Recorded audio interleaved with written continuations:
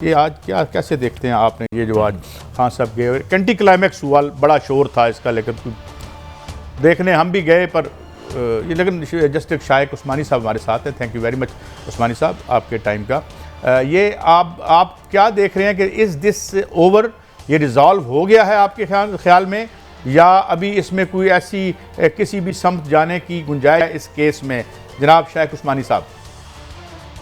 Resolve तो नहीं हुआ ना, सिर्फ हुआ ये कि आज केस फिक्स था फर्द जुर्म नाफिज करने के लिए, और वो डेट अब मौखर हो गई है 3 अक्टूबर को। बस ये फ़र्क पड़ा। ये तो उन्होंने नहीं किया कि हमने ख़त्म कर दिया केस को। ये ज़रूर हुआ है कि इस दौरान उन्होंने कोई बात ऐसी की, यानी जो प्रोसीडिंग शुरू होने से पहले कोर्ट की कार्रवाई नहीं हुई, उससे पहले उन्होंने जो बात कही उसकी बेसिस पर उन्होंने ये उनसे ये कहा कि आप अगर चाहते हैं तो आप स्टेटमेंट दे दें, एक हल्फिया स्टेटमेंट। ऑलरेडी 2 स्टेटमेंट्स उनकी रिकॉर्ड पर हैं, तीसरी उन्होंने और मांग ली। और उन्होंने जो चार्ज फ्रेम करना था, यानी फर्द जुर्म आयद करनी थी, वो अपनी जगह मौजूद है वो चीज़। आप ये याद रखिए कि यहाँ पे ये बेंच एक जज की नहीं है, ये बेंच फुल बेंच की है, और वो जो भी वो देंगे हल्फिया बयान, उसको फिर सारे जज मिल करके करेंगे और फिर वो एक कंसेंसस पे आएंगे। तो अब ये फैसला होगा ये जब उनकी स्टेटमेंट 29 को वो जब कर देंगे, उसके बाद जजेस बैठ के इसको देखेंगे और उसके बाद वो डिसाइड करेंगे क्या करना है। या तो वही कहेंगे ठीक है, हम आपकी अपॉलॉजी जो जैसी भी अपॉलॉजी है उसको एक्सेप्ट करते हैं, फिर तो ठीक हो जाएगा।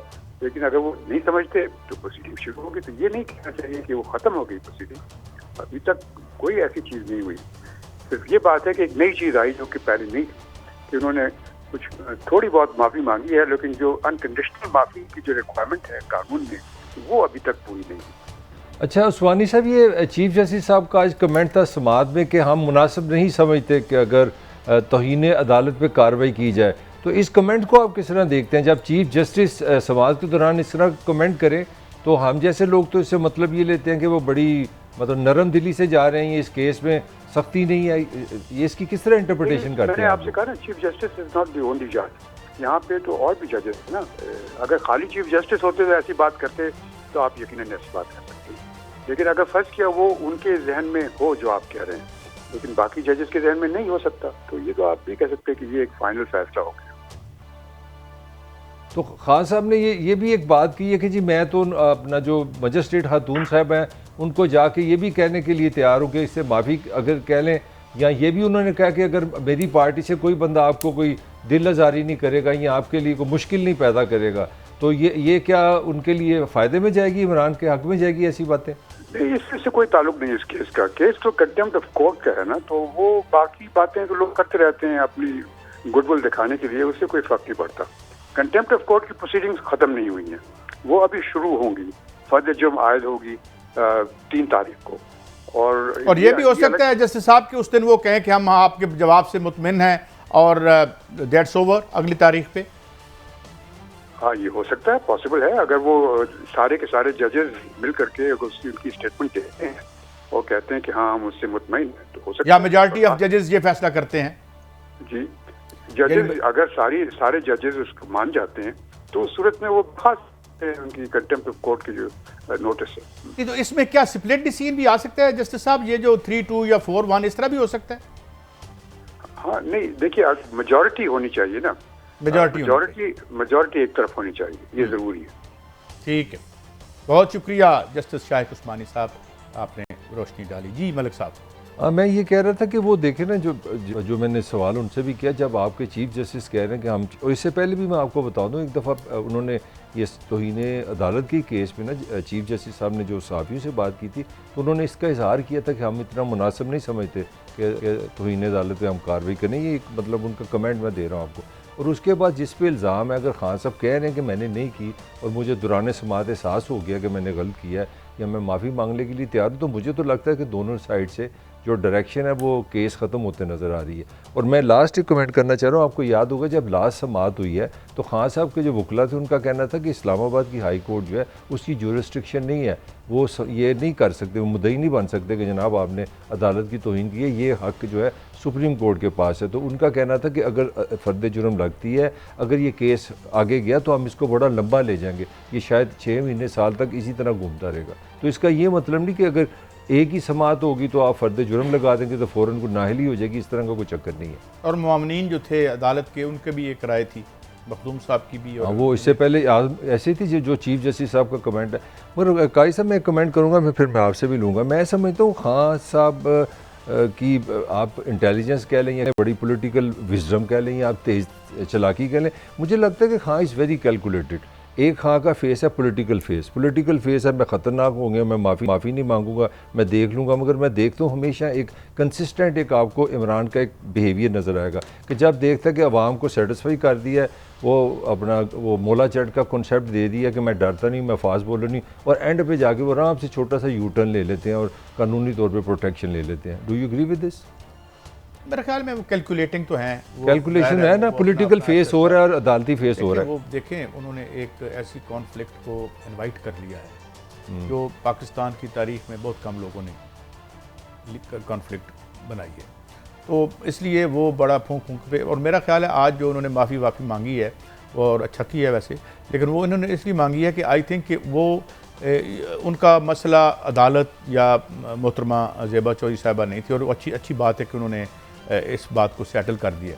I think he is looking beyond it, और ये उन्होंने वहाँ बात कह भी दी थी, और उन्होंने कहा था कि मैं उनके बकौल मैं माफिया से लड़ाई कर रहा हूँ, तो मैं ये इधर नीचे उलझना नहीं चाहता। तो ये उन्होंने ही मेड इट क्लियर।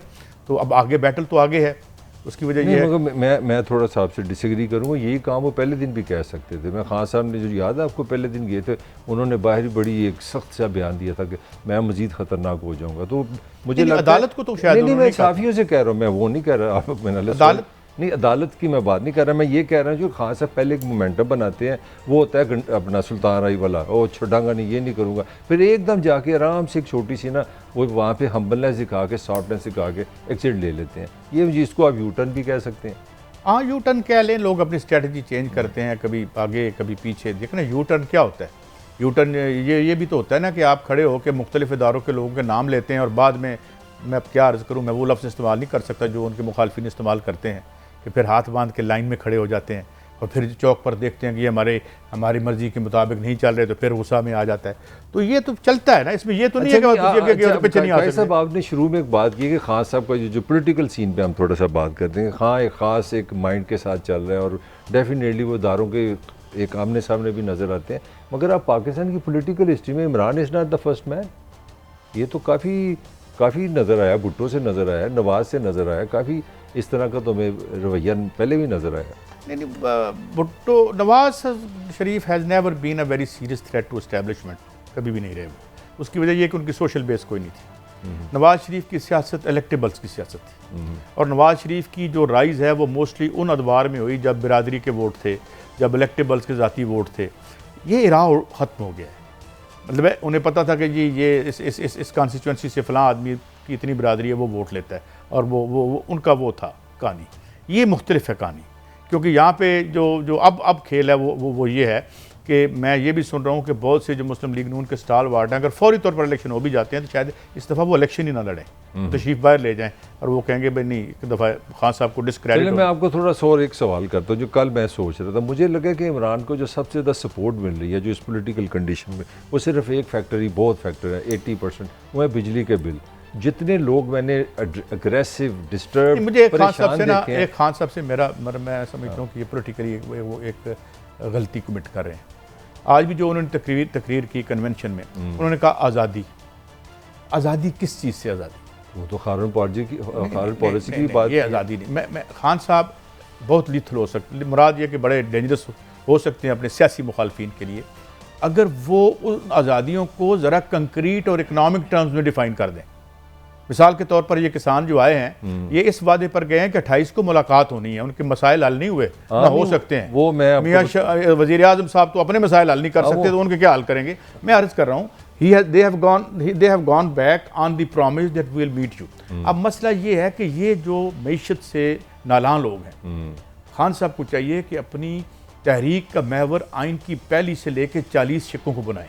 अच्छा, वो आइन में लिखी हुई हैं, ठीक और है। उसमें कहें कि आज़ादी जो है, जिस तरह आज उन्होंने कहा कि जी रिस्क के जाने का खौफ, इससे बड़ा खौफ क्या होता है। मैं एक इंटरव्यू देख रहा था, एक माफिया, एक्स माफिया का अमेरिका में, उसका उन्होंने मुंह ब्लर करके इंटरव्यू किया, जो बाद में रिहेबिलिटेट हो गया था। उसने कहा तुम्हें किस चीज़ से खौफ आता है? उसे कहता है मुझे बेघरी से खौफ आता है, मुझे होमलेसनेस से खौफ आता है। तो ज़िंदगी में जो सबसे बड़ी गुलामी है वो माशी गुलामी है। चले मुझे एक डबल पोजीशन लेने दें। चले मान लिए खान बिल्कुल 100% ईमानदार है, वो जो आप शिकें बता रहे हैं, तालीम फ्री कर दें, आप एजुकेशन कर दें, पाकिस्तान में इकनॉमिक ये कर दें, वो कर दें। मेरा सिंपल सा सवाल है, इस वक्त जो आपकी सूरत हाल है, जो इकनॉमिक सूरत हाल है, टेक्निकली आप डिफ़ॉल्ट कर चुके हैं, एलसीज आपकी नहीं खुली, इम्पोर्ट आपने टेक्निकली कम्प्लीटली बंद की हुई है। मैं आपको फैक्चुअल बता रहा हूँ। इमरान खान के पास वो कौन सा ऐसा प्लान है, ऐसा कौन सा जादू है कि ये इसी स्ट्रक्चर में रह के ये चेंजेस कर जाएगा? इस सवाल के दो पहलू हैं। इमरान खान के पास प्लान है या नहीं, और दूसरा सवाल ये है कि क्या प्लान है। मुझे लगता है नहीं है। नहीं, खान साहब के पास प्लान है या नहीं, मैं इसकी बात, क्या प्लान इटसेल्फ मौजूद है? कोई ऐसा प्लान है? आपके आइन में तो लिखा है कि जो आपका 6 से 16 साल का बच्चा है, तालीम आपने उसको I couldn't make my self clear. एक तो ये है कि जी खान साहब के पास कोई प्लान नहीं या है, इसको अलग कर दें। क्या वाकई कोई ऐसा प्लान है जो हमें बचा सकता है? तो भाई एक $17 बिलियन जो खिलाते हैं इस इशराफिया को, यूएनडीपी कहता है प्लान तो है कि नहीं है? तो वो 3.5 साल में तो कुछ नहीं किया आपने। नहीं किया उन्होंने, बिल्कुल नहीं किया, बिल्कुल नहीं किया उन्होंने। यही वजह है कि वो डिस्क्रेडिट भी हुए। लेकिन माशाल्लाह आपने जितना काम, मुराद ये है कि उनके मुखालफिन ने जितना काम कर रखा था, वो 2 महीने बाद फिर खान साहब हीरो बन गए। मतलब उधर भी तो काम हुआ ना बहुत ज़्यादा। तो ये है बात। अच्छा, अब आ जाते हैं खबर पे। पार्लियामेंट में वापस जाने का कोई है चांस इनका? नहीं, वो चांस तो वो देखें ना, चीफ जस्टिस साहब का जो कमेंट है, आप अगर वहाँ से लें तो उनका तो एक उन्होंने कहा जी कि आप हमारे इस्तीफे जुज़वी ये जो कर रहे हैं 4-4 5 ये सारे करें 123 के देश। तो उन्होंने कहा भाई आपने 5 साल के लिए आप आए हैं, आपको वोट जो चीफ जस्टिस साहब का मैं कमेंट कर रहा हूँ कि आपको 5 साल लोगों ने इस पार्लियामेंट के लिए रखा है, मुल्क में सलाब देखें, सूरत हाल देखें, जाए लोगों की खिदमत करें जिसके लिए आपने वोट लिया। तो मैं ये नहीं कह रहा कि सुप्रीम कोर्ट ने आर्डर दिया है। मेरे ख्याल में एक मकबूल बात नहीं है कि आप असेंबली में जाके परफॉर्म